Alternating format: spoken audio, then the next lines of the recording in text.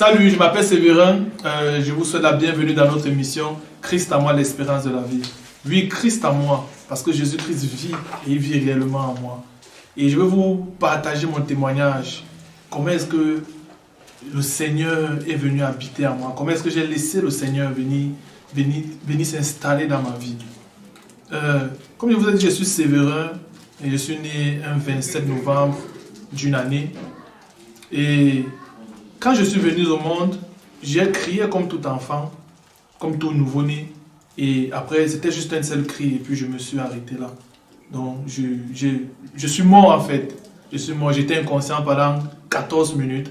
Et les docteurs ont essayé de me réanimer. Par la grâce de Dieu, je suis revenu à la vie 14 minutes après. Et à 3 mois, on a découvert que j'avais un frein de langue. Et par la grâce de Dieu, ce frein de langue a été coupé. Raison pour laquelle tu peux m'entendre aujourd'hui, tu peux me suivre aujourd'hui, je peux t'aider, en fait, raison pour laquelle je peux témoigner. Et à l'âge d'1 an, j'ai fait un coma, parce que je suis né asthmatique aussi, et j'ai fait un coma asthmatique, un coma très profond, qui a perturbé mes parents. Un coma de plus de 36 heures.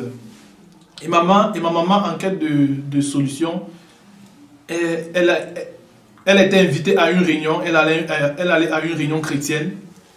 J'étais à l'hôpital, elle allait à une réunion chrétienne où il y avait un couple missionnaire belge qui était là.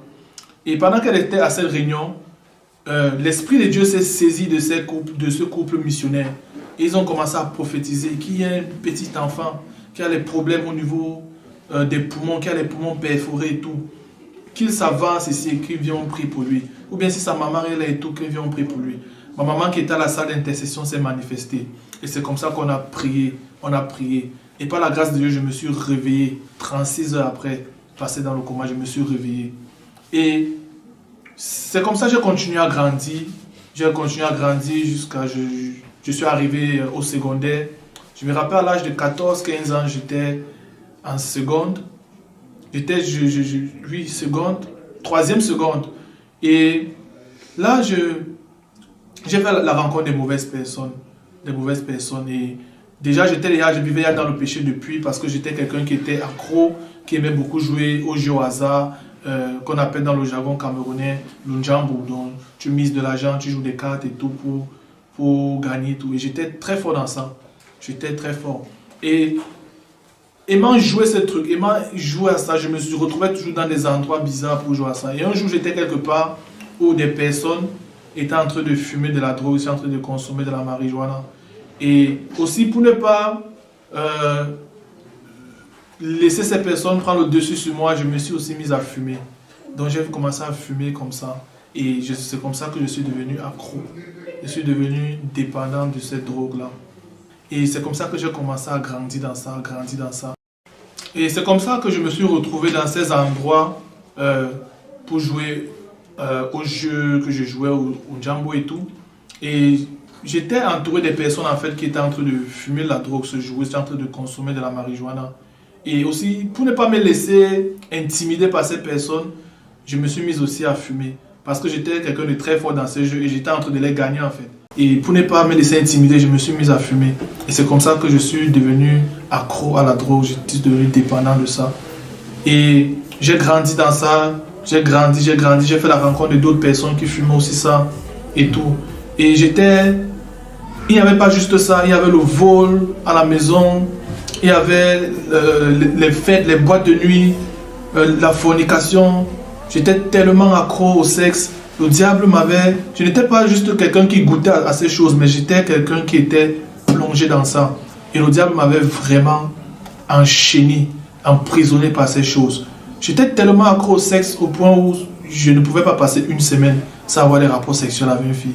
Et quand une semaine arrivait et que je n'ai pas eu de rapports sexuels avec une fille, je me mettais à regarder des films pornographiques et je commençais à me masturber. Et ce sont des choses qui m'ont détruit. Et à ce moment, je ne savais pas que c'était en train de me détruire en fait. Je me plaisais dans ça. Et je continué à grandir dans ça. Aimant le sexe, comme je vous ai dit, au point où un jour j'ai attrapé une maladie sexuellement transmissible qui m'avait rongé à l'intérieur de moi jusqu'à se répercuter sur ma peau. Des blessures sortaient de moi, tout mon corps de la tête aux pieds. Et j'ai fait 2 semaines, je ne sortais pas à la maison. Jusqu'au jour où un ami à moi est venu à la maison, il m'a dit, ça c'est quoi? Il faut aller à l'hôpital. Nous sommes allés à l'hôpital et par la grâce de Dieu, j'ai été soigné. Ce n'était pas le VIH-Sida, mais j'ai été soigné par la grâce de Dieu. Et c'est comme ça que j'ai continué dans cette vie. J'ai continué dans cette vie. J'aimais la nuit. Quand il faisait nuit, c'était comme le jour pour moi. J'aimais la nuit. Je pouvais sortir aujourd'hui, je rentre dans 3 jours. J'avais des problèmes avec mon papa constamment. Et c'est comme ça que j'ai continué à grandir, grandir. Jusqu'au jour, le Seigneur, et en fait dans cette vie, le Seigneur m'a tellement protégé. Le Seigneur, c'est pour ça que je dis que Dieu m'a beaucoup aimé. Le Seigneur m'a tellement protégé. Parce que je me rappelle un jour, j'étais dans un endroit en train de fumer de la drogue. C'était un endroit tellement compliqué que pour entrer là-bas, il fallait être quelqu'un qui est connu du milieu. Et j'étais dans cet endroit, parce que c'était un endroit qui avait plus de 3 barrières avant d'entrer pour consommer la drogue. Et j'étais là-bas. Et le grand frère qui avait cet endroit, il était connu des forces de l'ordre. Il était recherché. Et ce jour-là, je suis là-bas en train de fumer de la drogue. Il y a une voix en moi qui me dit, lève-toi, tu pars. Je voulais d'abord hésiter, mais ça ne faisait qu'insister. Et je me suis levé, je suis sorti. Quelques minutes après, j'ai appris qu'il y a eu des pick-up de la gendarmerie nationale qui descendaient pour venir rafler. Des personnes ont été prises, des personnes ont été emportées. Et je connais pas mal de personnes qui ont fait 2 ans, 3 ans de prison. Pas des cellules prison. Et le Seigneur, c'est comme ça que le Seigneur m'avait gardé. Le Seigneur m'avait gardé. Et un jour, là où tout a commencé à changer, là où tout, en fait, ma rencontre avec Dieu, en fait, s'est passée un jour quand j'étais en cellule. On m'avait arrêté parce que, on peut dire, j'étais déjà un habitué des cellules. Et ce jour-là, c'était un dimanche, je me trouvais en cellule à 21h30. À 21h par là, j'étais en cellule. Et j'avais demandé le visa pour la Russie parce que mes parents voulaient à tout prix que je quitte le pays. Et ça ne donnait pas. Et on a trouvé la Russie comme un moyen facile, quoi. J'avais eu le visa pour la Russie. Je crois que je devais récupérer ce visa le mardi qui suivait. J'étais dimanche en cellule. Et c'est comme ça que je me posais des questions. En fait, au début, j'étais d'abord tranquille. Je ne stressais pas parce que je savais que bon, le lendemain, on va nous laisser partir. Mais c'est quand quelqu'un m'a dit que non, le lendemain, que demain, le procureur vient et nous tous nous allons descendre au parquet, que j'ai commencé à m'inquiéter. Et quand j'ai commencé à m'inquiéter, j'ai commencé à questionner Dieu. Et c'est comme ça que le Seigneur a commencé à me montrer ma vie. Me poser la question, est-ce que c'est comme ça que je veux vivre ma vie? Est-ce que c'est ainsi que j'ai envie de terminer ma vie? Et je savais très bien au fond de moi que je ne voulais pas finir comme ça. C'est là où j'ai pris un engagement avec Dieu. J'ai fait un deal avec le Seigneur. J'ai dit à Dieu, Seigneur, si tu m'accordes de sortir d'ici et que je récupère mon visa et je sors du Cameroun, je te promets de changer de vie. Je te promets de changer de vie. Et par la grâce de Dieu, j'ai appelé un ami à moi qui n'est plus de ce monde, qui est allé chez ma grande sœur. Ma grande sœur est venue et elle a payé une forte somme d'argent. Je suis sorti ce jour-là. Mais quand je suis sorti, j'ai oublié la promesse que j'avais faite à Dieu. J'ai continué à vivre ma vie. J'ai continué à vivre ma vie. J'ai pris mon visa. J'ai même encore fait plus d'un mois au pays. Fêter, faire tout ce que je voulais. Et c'est quand je suis arrivé alors en Russie que le Seigneur me rappelait constamment que quelle est la promesse que tu m'as faite? Quelle est la promesse que tu m'as faite? Et j'ai commencé à... J'avais déjà arrêté certains trucs, mais il y avait toujours la compagnie qui ne donnait pas. Je me retrouvais toujours à partir en boîte de nuit, à draguer les filles russes pour vite apprendre la langue et tout. Mais par la grâce de Dieu, j'ai fait la rencontre d'un enfant de Dieu, une fille qui marchait avec Dieu, qui avait une étude biblique dans sa chambre qu'elle organisait chaque soir. Et c'est comme ça qu'elle m'a invité. Je suis parti, j'ai su que Dieu était en train de tracer le chemin. Je suis parti, c'est comme ça que j'ai commencé à écouter la parole de Dieu. J'ai commencé à lire la Bible. Celle que je ne la lisais pas profondément, mais je pouvais lire certains versets quand on étudiait sur la parole ensemble. Et cela a commencé à créer quelque chose en moi. Un désir de vouloir appartenir à Dieu. Et étant en Russie, comme je voulais venir en Allemagne, par la grâce de Dieu, je suis arrivé en Allemagne. Je suis arrivé en Allemagne, j'ai continué toujours à faire un pied dedans, un pied dehors, un pied avec Dieu, un pied voulant toujours les choses du monde, les plaisirs du monde et tout. Et c'est lorsque on m'a appelé un 17 juillet, c'était le 17 juillet 2009, pour m'annoncer la mort de mon ami. Quand j'ai reçu le coup de fil et la nouvelle, j'ai été brisé. Ça m'a tellement fait mal parce que c'était un jeune comme moi qui était plein d'ambition, mais qui était aussi dans cette vie-là, qui était aussi accro à la drogue, dépendant de la drogue, au sexe. aux boîtes de nuit, à toute cette vie-là. Et quand on m'a appelé qu'il est mort, on a fait l'autopsie, on a dit arrêt cardiaque. Et nous savons, moi j'étais sûr et certain que ce n'était pas l'arrêt cardiaque, c'est ce que les médecins disent, mais c'était l'overdose. Pourquoi? Parce qu'on l'a trouvé dans sa chambre avec des seringues et certaines choses. Et il était juste couché là inconscient, il était déjà mort. Ça m'a fait mal, j'ai fait 3 jours enfermé dans la chambre, pleurer, j'ai crié à Dieu. Seigneur, pourquoi un jeune comme ça? Et c'est là où le Seigneur était en train de me parler encore. Le Seigneur me dit, toi, il me rappelait ma vie, il me demandait en fait d'être reconnaissant envers lui parce qu'il m'a protégé, et que si je continue, je vais finir comme mon ami là parce que c'est la vie là, que c'est le salaire en fait de ce type de vie, c'est le salaire. Et c'est comme ça que j'ai compris que je devais maintenant amener mes 2 pieds, je devais amener mon tout dans la maison de Dieu. Je devais me donner à Dieu totalement. J'ai commencé à m'intéresser à Dieu, C'est mon ami avec qui je vivais m'invitait souvent à l'église, je refusais, je disais toujours que non, je vais faire le culte en ligne et tout.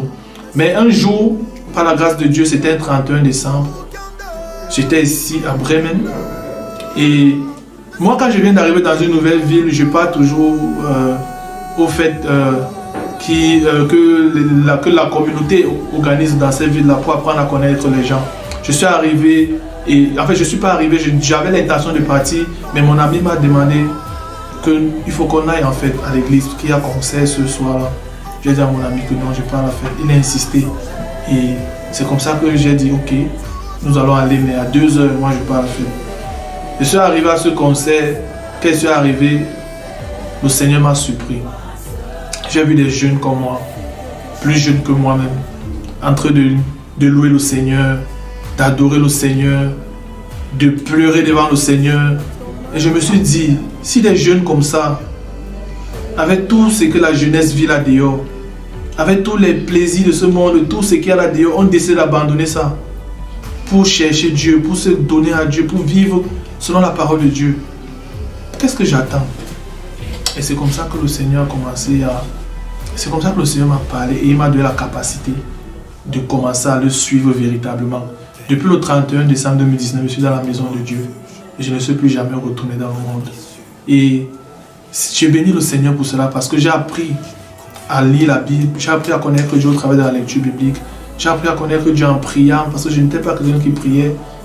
Et aujourd'hui, je suis dans la maison de Dieu, j'apprends à servir le Seigneur et le Seigneur m'a totalement délivré de toutes ces choses. Je n'ai même plus l'envie de fumer. Quand quelqu'un fume à côté de moi, je suis mal à l'aise.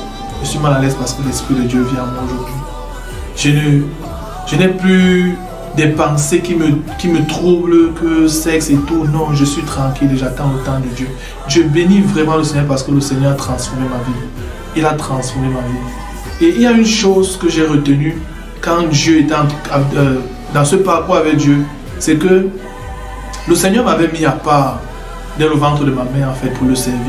Comme l'apôtre Paul dit dans Galates 1, verset 15, que le Seigneur l'a mis à part.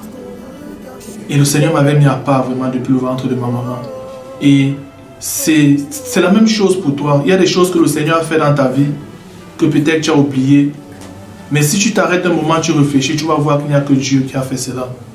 Tu es passé par des situations peut-être pareilles, peut-être similaires aux miennes.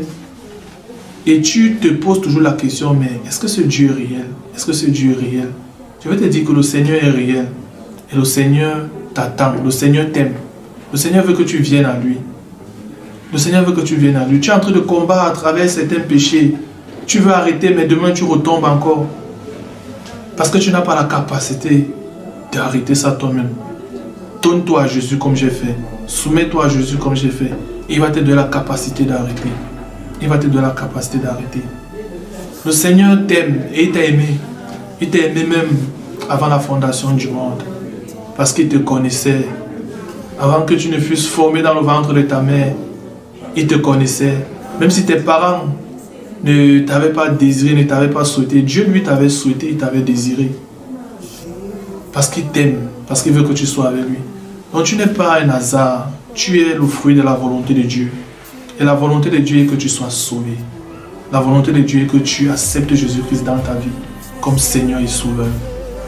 Pendant que tu écoutes ce message, n'endurcis pas ton cœur. Ouvre ton cœur au Seigneur et le Seigneur va entrer et il va souper avec toi et tu vas souper avec lui. Il va transformer ta vie comme il a fait avec la mienne. Gloire à Dieu. Toi seul,